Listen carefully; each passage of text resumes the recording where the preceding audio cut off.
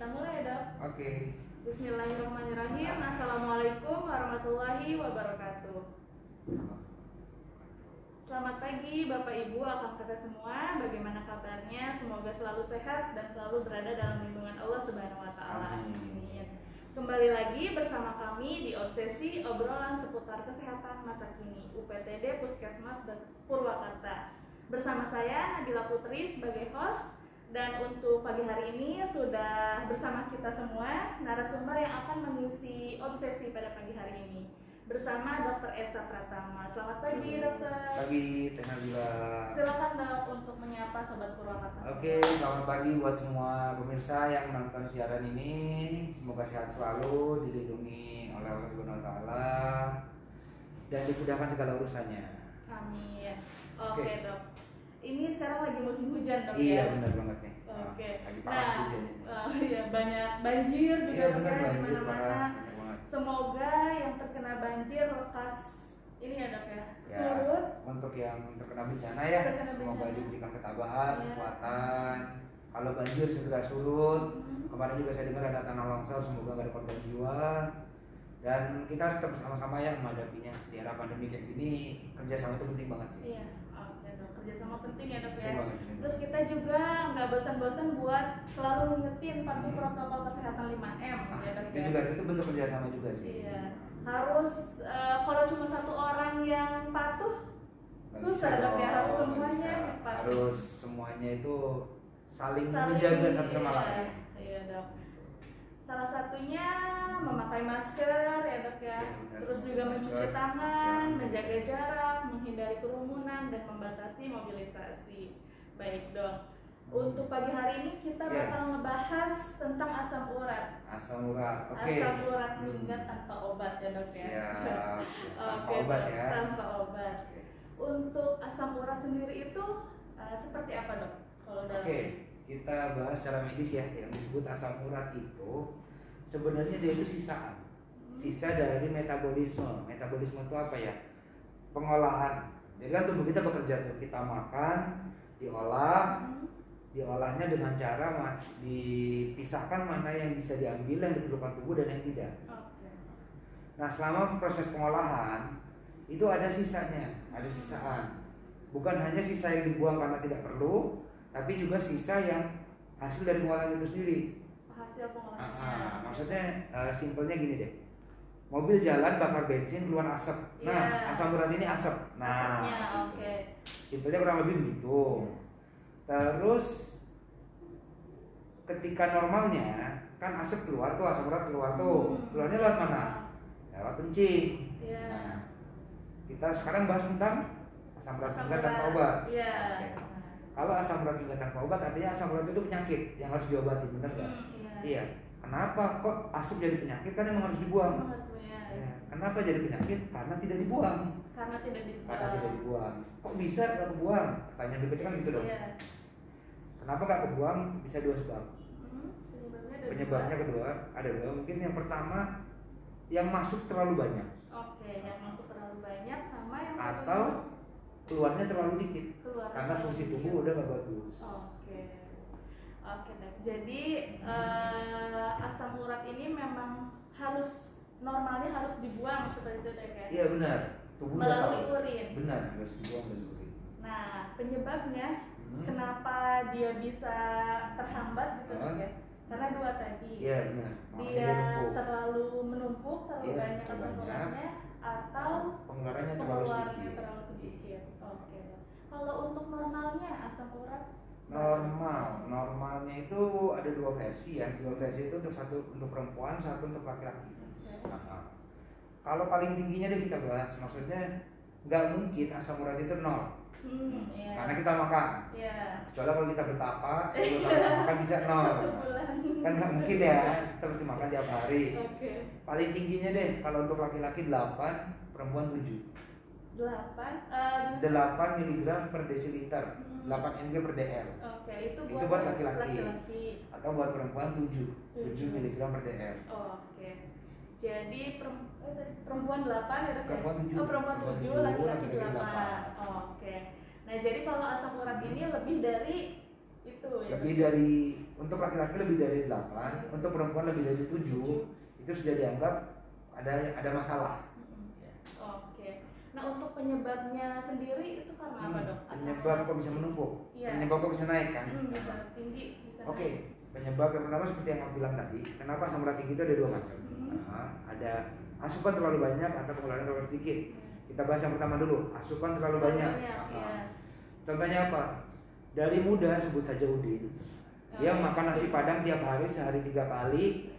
Pagi pakai sayur nangka, siang pakai rebung, malamnya pakai rendang. Rendang. Singkong juga boleh deh. Kalau dia bosan rendang, singkong biasanya. Ini si Udin ini dari umur 20 nih, dia makan kayak gitu sampai umur 30 atau 40 tahun. Itu kalau dia kagak pernah ganti nih, makannya begini terus sampai udahnya hafal. Nah, ini fix. Nanti asam uratnya bakal tinggi. Asam uratnya tinggi. Nah, kenapa kok bisa tinggi? Karena asam urat itu kan asalnya dari santan, dari makanan yang berlemak, daging yang warna merah, daging merah itu artinya daging kaki 4 ya. Terlepas salah larang, sapi, kambing, babi itu mengandung asam urat tinggi. Terus kemudian dari dedaunan. Jadi nggak cuma daging nih, daun-daunan juga sama nih, ada juga nih. Contohnya yang paling tinggi daun singkong, daun bayam. Nah itu cukup tinggi ya. Jadi itu juga ketika seseorang udah pernah tinggi asam uratnya harus dibatasi. Apalagi daun singkong disantan. Nah itu diberhentiin kalau bisa. Itu double namanya. Nah itu contohnya, itu asupannya terlalu banyak. Atau yang kedua, pengeluarannya terlalu sedikit. Contohnya karena apa, Dok? Kok bisa sedikit? Kok bisa dong? Karena ginjalnya. Seiring usia nih, kilometernya nambah, badan manusia kan tambah tua. Fungsinya gak sebagus yang dulu loh. Ketika fungsinya turun, asupannya sama. Oke, awalnya bisa diolah. Ketika di umur 40 tahun, ginjalnya udah mulai capek nih. Kalau mobil enak, capek ganti oli. Ginjal gak bisa diganti dong. Jadi ya ginjal mulai capek, gak bisa servis. Mulai tuh kata ginjalnya udah deh, tumpuk aja. Kita tumpuk dah. Nggak dikeluarin bareng oli. Seharusnya. Ya, jadi numpuklah dia di sendi-sendi. Jadi tadi penyebabnya bisa dari santan, ya Dok ya. Terus benar. juga daging, terutama hewan berkaki 4. Ya, tepat sekali. Kambing, sapi. Ya. Terus ada bisa dari daun-daunan, ya, sayuran seperti daun singkong, bayam. Dok. Nah ini kalau pencegahannya nih, Dok. Pencegahan itu ada beberapa ya. Yang pertama bisa dengan cara kita atur pola makan. Sebenarnya kalau seperti daun singkong dan daun bayam itu nggak terlalu sering jadi penyebab ya, kecuali di usia lanjut, di usia 60 ke atas itu bisa jadi penyebab. Tapi di usia produktif yang paling sering jadi penyebab itu minyak, santan, kaki 4. Minyak, santan, hewan kaki 4. Daging hewan kaki 4. Nah itu yang paling banyak menyebabkan. Jadi intinya kita mengatur diet. Mengatur diet itu bukan diet untuk kurus. Mengatur diet artinya mengatur pola makan. Biar pola hidup sehat. Boleh makan nasi padang, aku nggak ngelarang, aku juga suka. Cuma nggak laju 3 kali sehari juga gitu loh. Maksudnya kayak ya makan siangnya boleh deh, seminggu sekali 2 kali boleh deh. Sisanya makan apa dong? Katanya sayur bikin ini juga. Nah kan sayur nggak cuma bayam sama ini apa namanya daun singkong ya. Nah, ada yang lain juga ya. Yang variatif dikit lah. Terus ikan-ikan juga boleh tuh, bagus tuh ikan. Terus yang pertama itu, yang kedua itu konsumsi soda. Jangan konsumsi soda atau minimal dikurangin ya. Ini biasanya banyak nih yang bujang-bujang nih atau gadis-gadis nih suka banget nih minum soda. Ini soda ini cepat banget meningkatin asam urat. Apalagi udah dibarengin makannya rendang, minumnya soda, please. Atau yang ketiga nih, ngaku apa enggak? Ini akang-akang nih biasanya nih hobi minum minuman alkohol. Minuman beralkohol itu sehari 3 gelas aja diminum. Itu positif. 10 tahun kemungkinan besarnya asam urat 90%.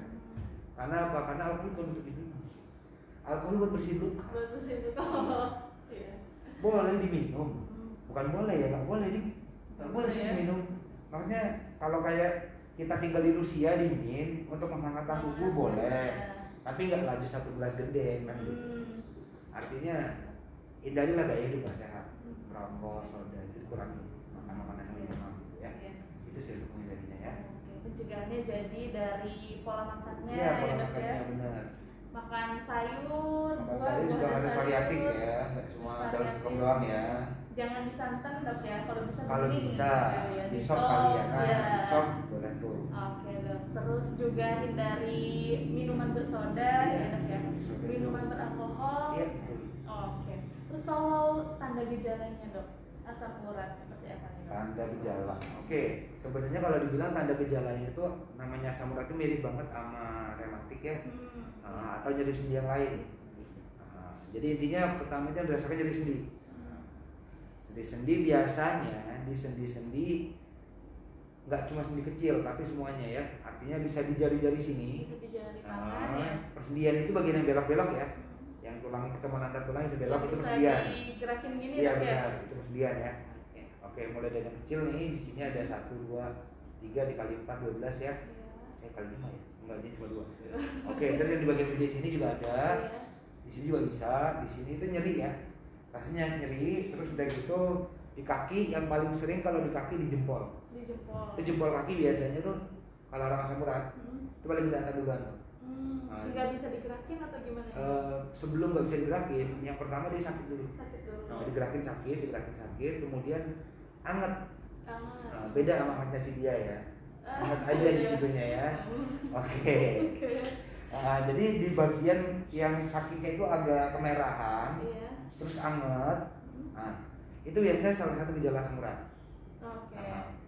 Terus ada kan? Sama anget ya? Iya benar itu. Terus kemudian warnanya kemerahan ya. Warnanya kemerahan. Terus didiemin ya ceritanya. Cuma sakit biasa, paling kesleo. Kalau didiemin lama, sekitar butuh waktu tahunan sih sebenarnya, kayak 5-6 tahunan gitu, itu bakal muncul yang namanya tofus. Tofus, apa itu dok tofus? Bukan tahu ya? Itu tofu. Oke, tofus itu jadi si asam urat ini kan kristal asam urat lengkapnya ya. Bentuknya kayak jarum. Bentuknya kayak jarum. Tajam dong. Panjang lancip. Iya panjang lancip. Itu yang bikin nyeri. Karena dia panjang lancip. Terus dia numpuk nih. Ketika numpuk dia bakal jadi benjol. Jadi ibaratnya ini kayak jempol nih, kan kayak gini nih. Kalau ada asam uratnya dia kesini, ada merah kesini. Nah, terus nanti si kristal yang menumpuk ini sampai kayak gini, bikin jari susah sakit digerakin. Jadinya ngehambat dia. Ngehambat pergerakan. Dan kalau dibiarin lagi lama-kelamaan nih, jari bakal kegeser. Jadi bentuknya jadi aneh gitu. Jadi gini gitu. Lengkungannya harusnya gini jadi gini. Kayak jempol kayak gini nih ketekan nih, lama-lama jadi kaku jadi gini. Itu sih tanda yang paling gampang dilihat ya. Jadi kalau ada orang paling gampang di orang tua sih, kakek sama neneknya. Itu kalau misalnya kita lihat kakinya, di jempol kakinya kok kakinya ada benjolan yang nggak seharusnya ada. Terus ngeluh sakit di sendinya. Terus udah itu agak bengkok-bengkok, maksudnya bengkok bener-bener bengkok ya. Jadi kayak jari ini bisa bengkok ke kiri, bisa bengkok ke kanan. Harusnya lurus ya. Karena ketekan jadi belok. Gitu, itu salah satu ada asam urat. Bisa jadi seperti itu ya. Dan biasanya keluhannya timbul malam. Tengah malam atau pagi. Bikin nggak bisa tidur. Sih ya. Terutama lansia kali dok ya. Iya, pada lansia tuh. Iya benar. Lansia kan butuh istirahat ya. Makanya udah gak ramai lama kan begadang mulu. Jadi dia udah badannya udah nggak sehat, tambah sakit nggak bisa tidur, kan ya. Jadi tuh kalau udah ada nenek atau kakeknya kayak gitu atau mungkin bapak ibunya, ya diajak berobat aja dulu ya. Paling nggak dicek dulu kadar asam uratnya. Jadi tadi gejalanya ada nyeri, ya dok di persendian, bisa karena pembengkakan, ada pembengkakan ya dok ya, terus juga warnanya beda ya, kemerahan, sama sakit, terus mengganggu pergerakan sendinya. Sendi. Oke dok. Ini sebelumnya ada yang komen ya dok. Oh iya boleh. Kita bacain dulu.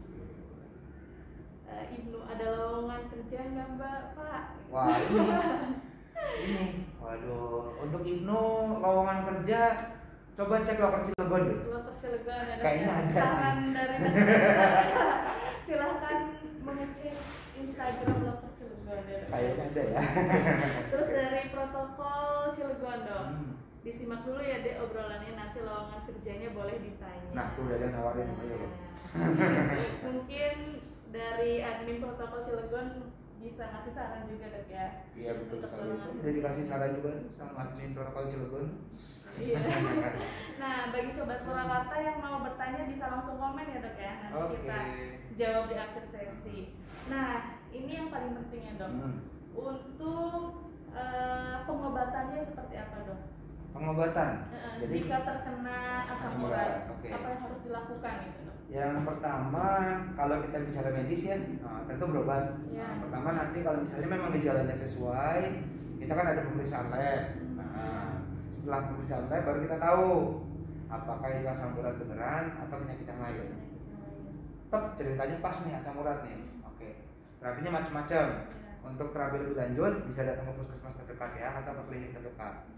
Jadi karena obat-obat untuk asam urat ini nggak bisa sembarangan diminum ya, itu efeknya kacau sih kalau diminum sembarangan nggak sesuai dosis, itu bisa kemana-mana. Ibaratnya ngomong sembuh kagak nambah masalah iya. Nambah penyakit lain. Nambah penyakit lain, asam uratnya stay aja gitu. Jadi untuk pengobatan secara medis mungkin lebih baik untuk langsung ke puskesmas ya atau ke klinik terdekat. Tapi kalau untuk secara non medis sebenarnya gini. Dari aku pribadi nggak terlalu mengikuti ya pengembangan untuk herbal. Cuma ada beberapa teman-teman dari kedokteran yang mengikuti dan aku juga sempat baca beberapa jurnal.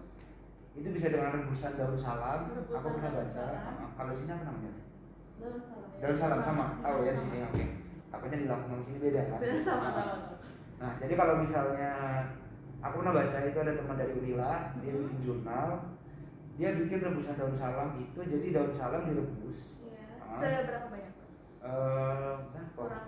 Kurang lebih pakai 2 atau 3 lembar ya untuk sekali konsumsinya ya. Direbus sekitar 30 menit. Tapi jangan pakai air mendidih, karena dia katanya kalau pakai air mendidih bakal rusak. Mengurangi ininya, zatnya. Iya, jadi rusak. Jadi bukan rusak gitu. Jadi dia pakai kurang lebih 80 derajat Celcius. Jangan sampai mendidih banget. Jangan kayak mobil kopi itu jangan. Nah itu katanya direbus 30 menit, katanya sih kalau rutin bisa tuh untuk mengurangi kadar asam urat. Terus bisa juga dengan apa tuh? Lemon sama apa gitu? Lemon sama kunyit kalau nggak salah. Lemon sama kunyit juga bisa. Ditambah apa lagi? Aku lupa satunya. Pokoknya ada lemon sama kunyit, cuka apel, cuka apel bukan ya? Cuka apel kayaknya. Nah kalau ada yang tahu cuka apel, itu dikasih lemon. Agak enak sih rasanya, cuma aku belum pernah nyoba kalau dikasih kunyit ya. Dan kunyitnya kunyit bubuk aja. Kunyit bubuk atau bisa juga sih pakai kunyit parut kalau mau bersabar sedikit. Menambah olahraga. Olahraga tangan ya, mau olahraga dikit diparut. Terus udah gitu nanti diseduh ya bersama-sama diminum dengan catatan rutin. Karena gini, orang yang suka salah paham sama herbal, dia menganggap orang-orang kadang nganggap gini, wah obat-obatan kimia, mendingan herbal. Nggak masalah kalau ada orang berpikir seperti itu. Yang jadi masalah adalah orang yang berpikir bahwa herbal seefektif obat. Karena gini, obat itu apa yang kita butuhkan untuk pengobatan disesuaikan dosisnya dalam 1 tablet. Artinya 1 tablet itu benar-benar untuk 1 kali minum. Untuk dosis yang sesuai. Berbeda dengan herbal. Kenapa berbeda? Contohnya nih yang tadi lemon sama kunyit. Memang benar ada bahan-bahan untuk mengobati asam urat, tapi kadarnya kan nggak sebanyak itu. Nggak pasti. Lemonnya 2 gitu ya. Iya, maksudnya kita bikin sendiri ya. Nah itu maksudnya kita nggak tahu nih lemon itu isinya apa aja berapa. Dan aku pernah bukan ikut ya, kayak lihat juga satu penelitian bahwasanya untuk mendapatkan 1 dosis pil obat dengan cara herbal itu yang dibutuhin nggak sesuai, maksudnya nggak mungkin kita konsumsinya gitu. Ibaratnya untuk dapat vitamin C 1000 mg kita harus makan berapa kilo jeruk gitu. Aku lupa waktu itu kalau kita makan jeruk segitu vitamin C-nya dapat sih dapat, cuma maintenance juga dapat habis itu. Kebanyakan soalnya perutnya sakit kan gitu. Nah, artinya kalau mau pakai herbal ya sabar. Harus rutin ya, sabar, telaten, selalu dikonsumsi setiap harinya. Itu harus. Jadi jangan anggap kalau herbal kayak minum obat 3 hari sembuh. Herbal itu jangka panjang. Jadi kalau bagi sobat Purwakarta nih yang mau coba untuk nurunin asam urat tapi menggunakan herbal harus rutin dok ya. Dan sabar. Rutin dan sabar. Salah satunya tadi pakai daun salam. Bisa pakai campuran kunyit lemon bisa. Rebusan sama lemon apel. kunyit dan cuka apel. Oke dok.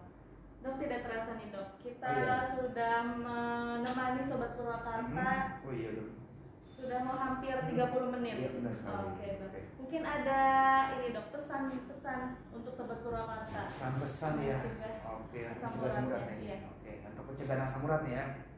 Kalau saya lihat kan di lingkungan Purwakarta ini banyak range usianya ya dari anak-anak sampai dewasa ya.